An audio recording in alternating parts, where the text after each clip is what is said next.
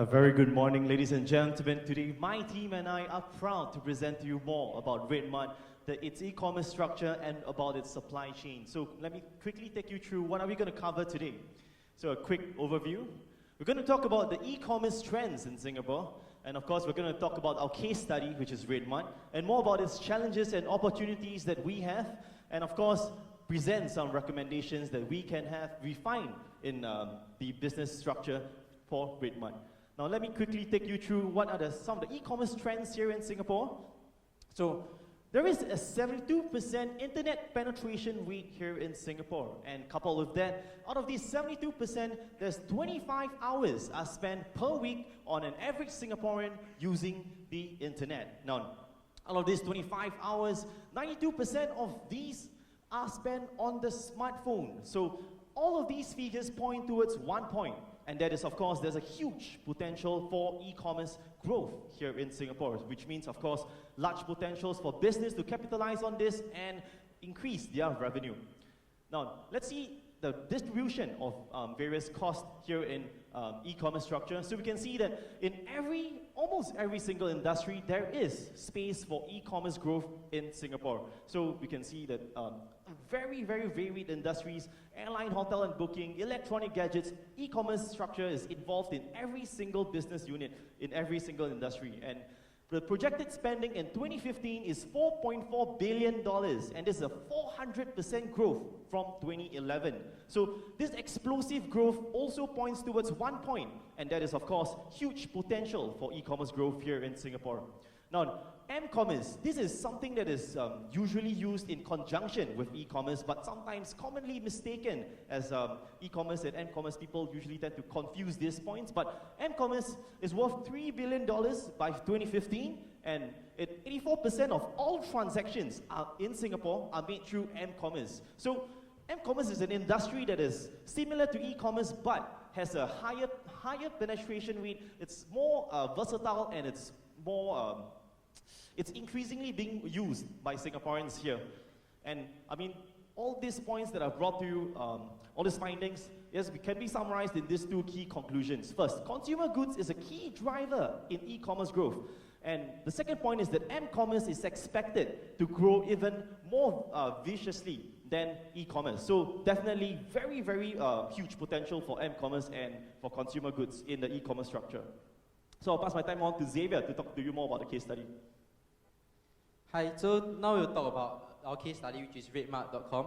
So if you all don't know, RedMart is one of the fastest growing e-commerce business in Singapore, and it actually specializes in selling, like you see in the screen, consumer goods such as like groceries.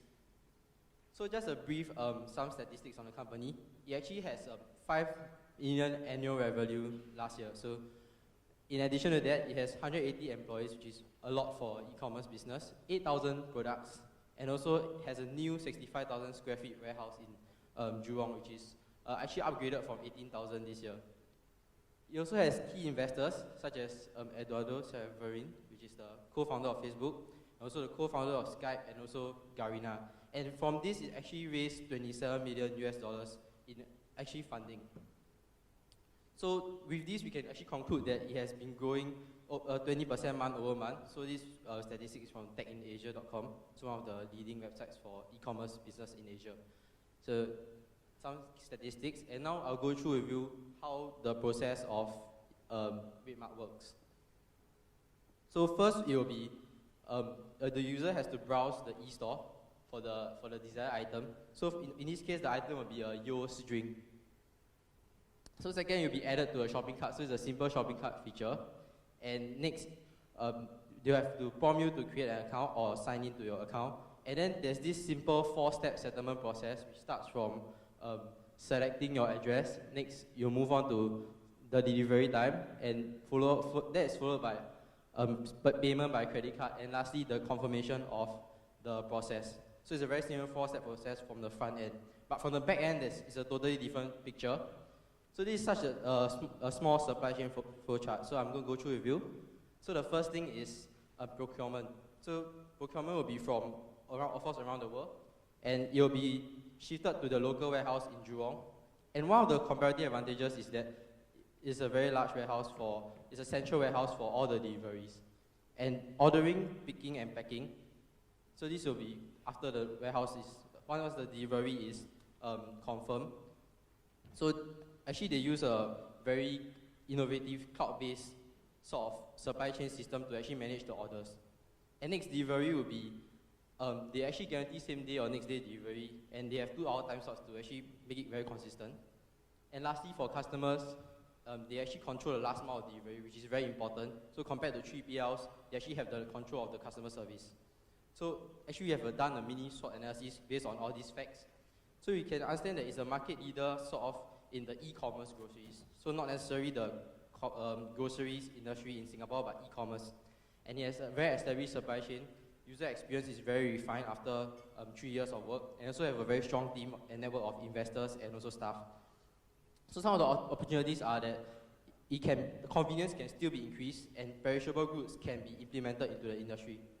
And some of the weakness would be that they actually still do some manual picking and packing of the product, even though there's a cloud-based system, but the picking of orders is still manual. And they have actually high fixed costs in operations, especially for transportation, with their vans and their warehousing. So some threats to the industry will be product diversity, because the e-commerce will make it especially hard to actually offer some of the products that may be available in some of the commercial brick and mortar stores because of the transportation and also everything. And for cost competitiveness, e-commerce actually in Singapore for logistical and supply chain actually increase the cost due to the transportation. So now I'd like to talk about the challenges and opportunities from this case study and also the industry. So the 3 challenges would be, first, the perishability of the goods, reverse logistics, and also the lead time.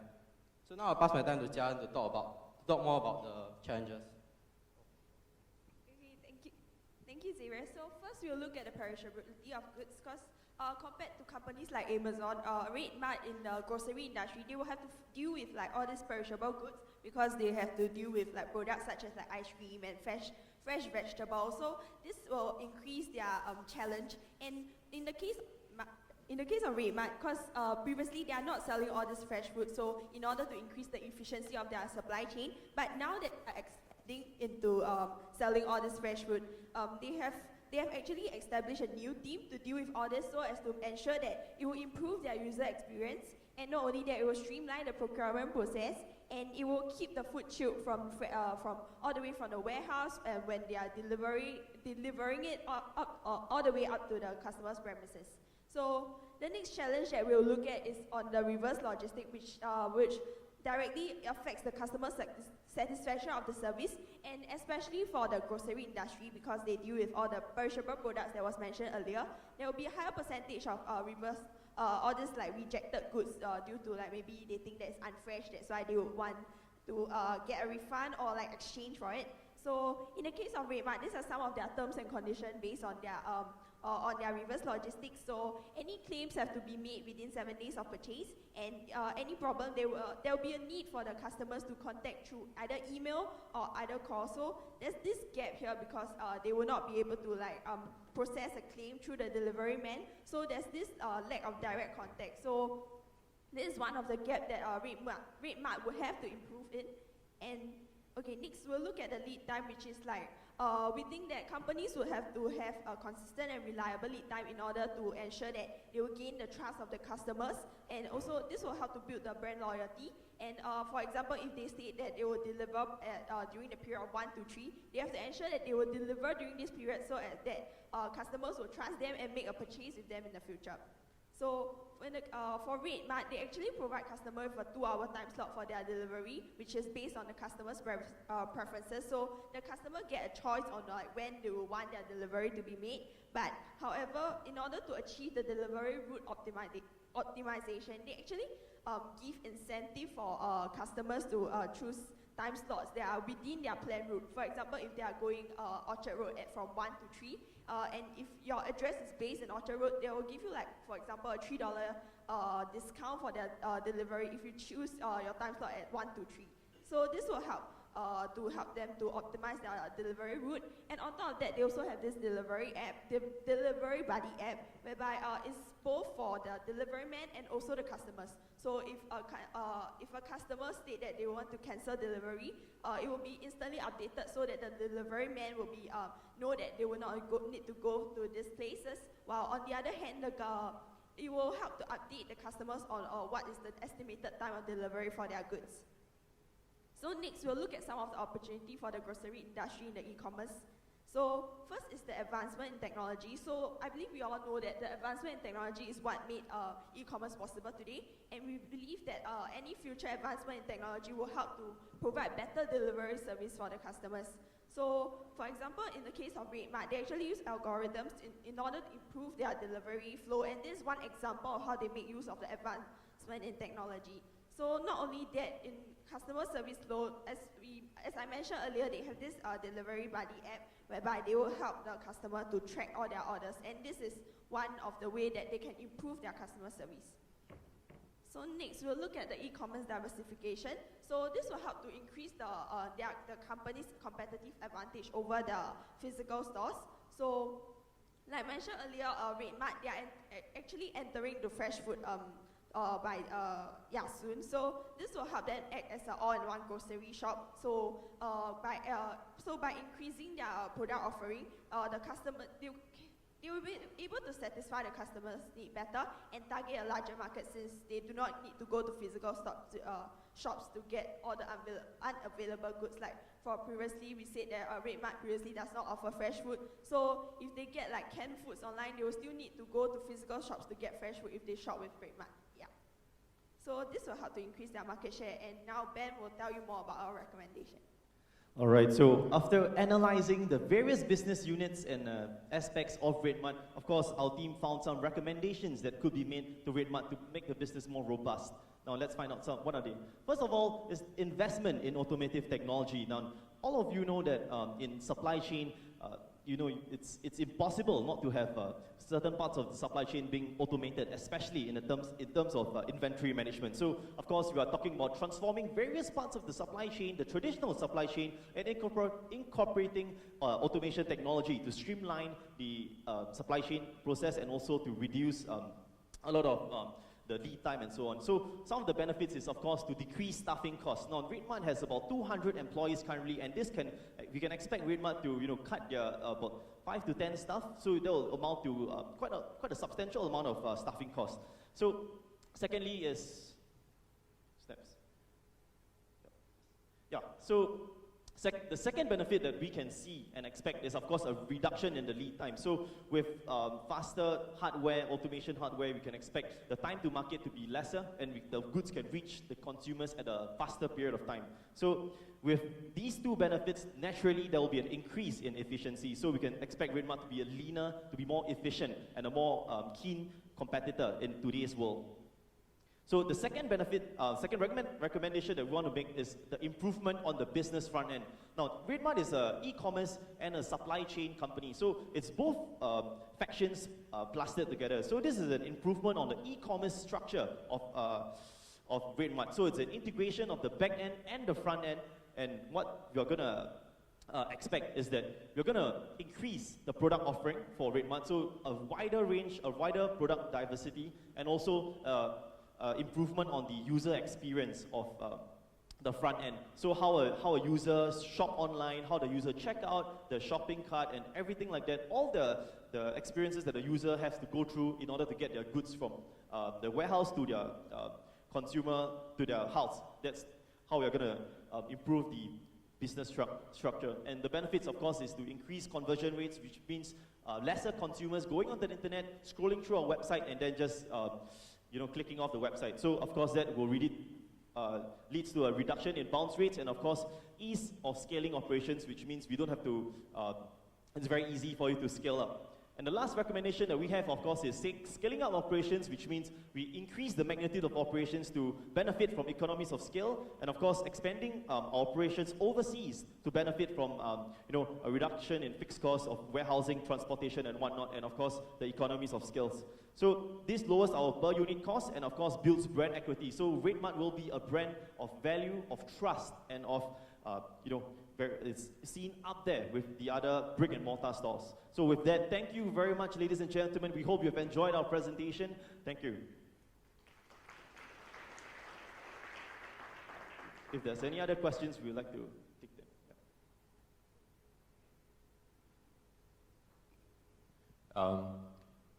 Let me take the first question. And since I'm taking the first question, I'll do a difficult one. All right? Yeah, sure. Okay. So one of your research and opening statement was that e-commerce or m-commerce, right, in your case, is looking at phenomenal growth, right? It's like 400 times, or 4 times, I can't remember the number, from 2011. Okay. Yep. So my question is, your case study on Red Mart, which is basically groceries and essentials, right? Do you seriously think that the growth would be phenomenal, or would it plateau at a certain stage? Because you're talking about Singapore, right?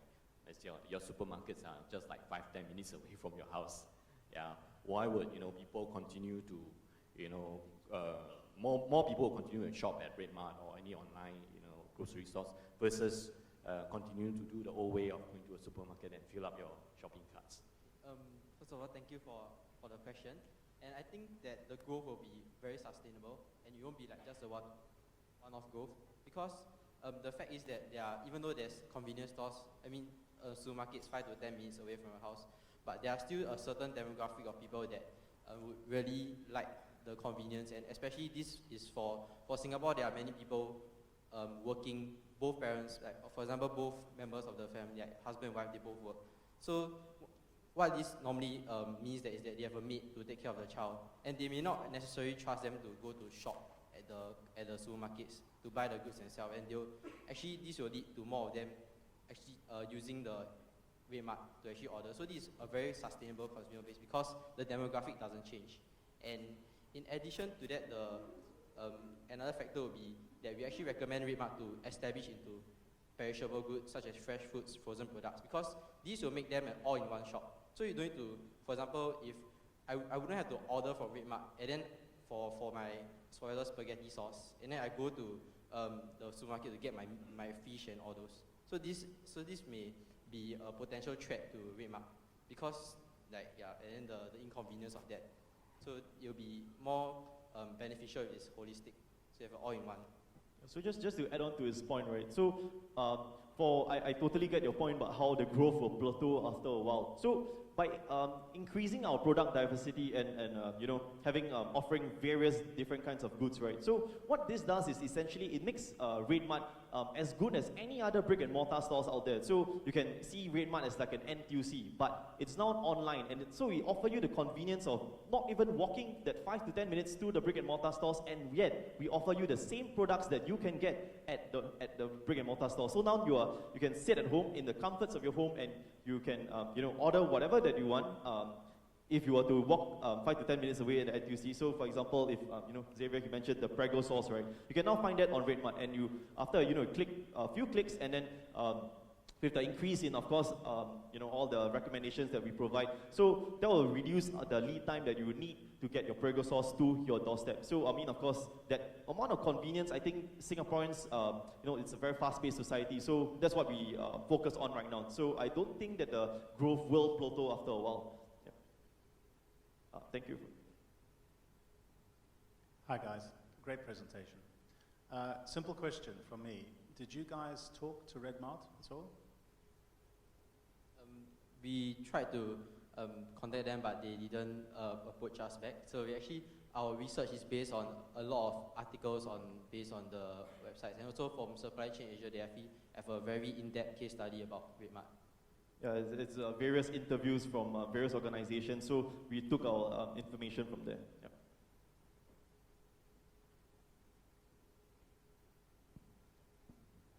Firstly, thank you very much for your presentation. I'm still a very brick and mortar type of person. When it comes to groceries, I'll go NTUC, but after today, perhaps I'll try Red Mart.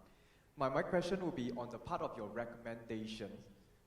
You mentioned automation. Maybe Yeah. can you just expand on that now? Which part of the supply chain in RedMart can they automate? Okay, so specifically, right, I'm going to venture into inventory management. So I'm sure my colleague Tia, she mentioned about how RedMart actually uses a complex software algorithm to actually reduce their lead time and and whatnot. So what they are actually not doing right now, right, is actually they do not have advanced hardware as of yet. They only have the software department that is it's good, like it's sound, it's complicated and all that to reduce your lead time, but they don't have the complementary hardware to carry out and execute all this kind of action. So what is happening right now is that in the warehouse, right? So for example, if I'm a picker and let's say someone orders, let's say a packet of spaghetti, so I have to go to the various the shelves, right, and then I have to find the spaghetti and then I have to pick it and then put it in the picking bin and then process the order and so on.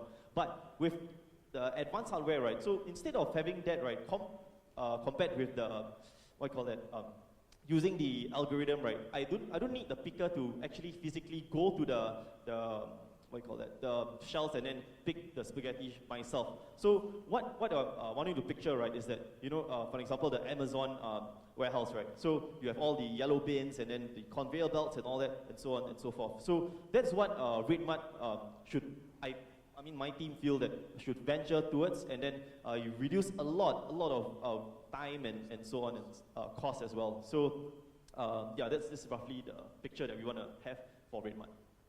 Thank you very much. Yep. Hi, very good presentation. A question. So if you piece the entire analysis, recommendation, etc. together through other source of information, if I were to say they have a good platform, they have a good understanding of the local consumers, etc., and I would like you to recommend another type of business for them to go into with their existing infrastructure, not food, not groceries, what do you think they are suitable for? I think that's an excellent question because when we were doing the case study ourselves, we were also wondering about what else can RedMart offer. So when we were analyzing RedMart, right, we noticed that what RedMart is actually good for is actually they're very keen and very fast and flexible in the supply chain. So I think what RedMart can actually do aside from grocery, right, is actually consumer goods. So why consumer goods? Is because consumer goods, for example, especially electronic gadgets and so on, right, it changes very fast and it requires a very flexible supply chain. And I feel that RedMart is able to do this because their supply chain is relatively lean and it's very flexible in a way. So definitely, if let's say the consumer trends change for electronic gadgets and so on, right, RedMart will be able to react to all these changes and trends in the industry very quickly without incurring a lot of costs. So definitely consumer goods and the sector of electronic gadgets would be one of the key industries that RedMart could venture into. And in addition to that, not only electronic gadgets, but for the fashion industry too, because for both of these industries, most of the consumers, they won't buy just one good or something. They will buy many. So they'll choose, add to the shopping cart, and then choose their goods, and then they'll purchase, and then they'll check out. So because as a consumer, I want to purchase like 5 shirts or 5 electronic gadgets. So I wouldn't just purchase one. So RedMart its supply chain is very good for example, its warehousing. It's very good for these type of processors whereby they sort of can pick. They'll pick out the goods from the warehouse and then straight away deliver it to their doorstep. So that will be a very, very suitable industry. Okay, thanks for that. It should have been added into your SWOT.